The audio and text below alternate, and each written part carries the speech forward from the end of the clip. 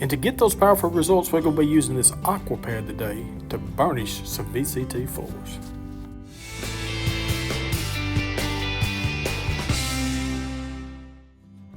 I want to kind of continue to talk about VCT flooring, and we've talked about top scrubbing, we've talked about stripping. I even showed some machines a few weeks ago in a video about which machines were for what, between a slow speed side by side and a high speed burnisher. With today's video, we're going to be talking about burnishing floors and when it is a good time to burnish our floors. Well, now that I work at a college and I'm not in a school setting, and some of our floors does not have to be stripped that often, they don't get the traffic and the things on them that they get in a elementary school setting or even a school setting in general.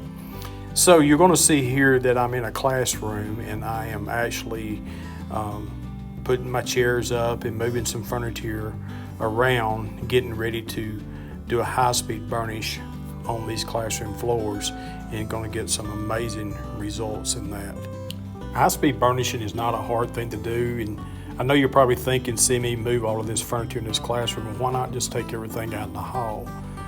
Well, it's much easier for me personally, it's just my opinion, just to kind of move stuff around. And even if I have to do some smaller sections at a time that you're going to see here in just a moment, as I'm burnishing these floors, that I'm kind of doing some small sections and I have to move the furniture over and back. And you're going to see me slide some desks and some chairs and stuff around on these floors, but all of this furniture that I have, I took the time and I put some good felt and things on the bottom of my furniture when I was sliding it around and moving it around by myself, that I didn't damage my floors on that. Anytime that you're getting ready to burnish your floor, you always want to make sure that you have swept and you have mopped and you've really cleaned that floor and have it prepared to be burnished, because you never want to burnish a dirty floor. You may think, well, that's common sense, Mr. Jeff. Well, you would be surprised what I have seen over the years. I have actually seen custodians, older custodians, burnout custodians or whatever, they just really didn't care, and I just seen them take a machine in there. All they did was just basically sweep out the floor and just start burnishing a floor and just burnish that dirt right down in that wax. So that's something that you want to do. Taking the time to prep a floor and do it properly will benefit you, and you will get much better results. I did a review on this product in a video, which I'm going to have a link. Hopefully it pops up right here. Also a link to CUI Solutions website. This product is Red Restore. It's really good to clean your floor with before you burnish the floor. Actually, when the floor dries, it's ready to burnish. You don't even have to use any spray buff or anything like that. It's ready to go. Links to this product and links to the review on this product of the video I did will be in the description. So knowing when it's time to burnish a floor. Well, when the floor is kind of getting dull and it's not really damaged, it just looks a little bit dull from maybe mopping, traffic. There are some, surface scratches. That's usually the time to burnish your floors. Burnishing your floors is a maintenance program. It's something that you do periodically. It's not something that you would do, every day.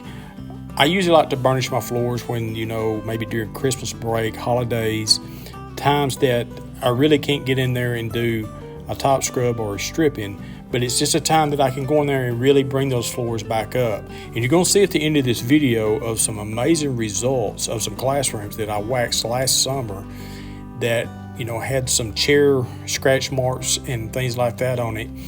And actually the floor, when you see this at the end of this video, this floor looks like it has been stripped and wax has been reapplied. And there's nothing like when you're burnishing a floor, you start having issues with your machine. Working with this machine right here, the nut inside has come loose and it has caused the power cord to kind of hang outside and it's pulling on the wires. So I unplug the machine, I got to take the back off the machine, and I have to get in there and put that nut back on to be able to pull that power cord back in that machine where it does not put pressure on it. As you can see right here, right there is the nut, and I kind of got to get it started back on them threads and get it back on there. It's a little tedious, a little time consuming. But it's something that I'm able to do my own. I don't have to call maintenance or send this thing to the shop. These machines, if you just kind of look at them, and you know, they're pretty easy to work on. Just minor things like this that you know, as a custodian, you can take care of yourself. I mean, you really don't have to call anybody to come help you. I mean, sometimes somebody will show up and they'll just kind of want to stand around and watch what you're doing. So now that I got the back on this thing and everything looks good, it's time to go back to burnishing. Before I do, I just kind of want to mention something that you may want to look out for, is that if you're in a classroom and you have your cord pulled around a table leg, desk leg or something, to watch not to tear off that protective coating to expose some naked wires which could cause electrical shock. You can see right here as I'm going into this classroom that this floor is, you know, it's really dull, and you see how the lights and the reflection of the window is not really showing up very well. Well, watch right here as I have went up and I'm making my pass to go back, how that light is coming through. And that's what that high-speed burnisher will do to your floor. It brings that shine back up. It brings that floor, it restores that floor to a condition that it will last a little bit longer between the top scrubs and the stripping. And it saves a whole lot on that labor on us as custodians, which we really like, because we know if we can do anything to prevent having to strip a floor, we'll do it. So I've got sections of this classroom already burnished, so it's time to just kind of move the furniture around a little bit and burnish the rest of it. Then you can take a look at these amazing results that I got from burnishing these classroom floors. Burnishing a floor is not going to make the floor perfect. It's not going to remove every scratch and every blemish, but it is going to make your floors look so much better. So if you like what you've seen today, if you hit that like, that subscribe, and that bell notification button, that way you'll know when I post new videos. And guess what? Go out there and burnish the floors, because in about 5 minutes you're going to have to do it again.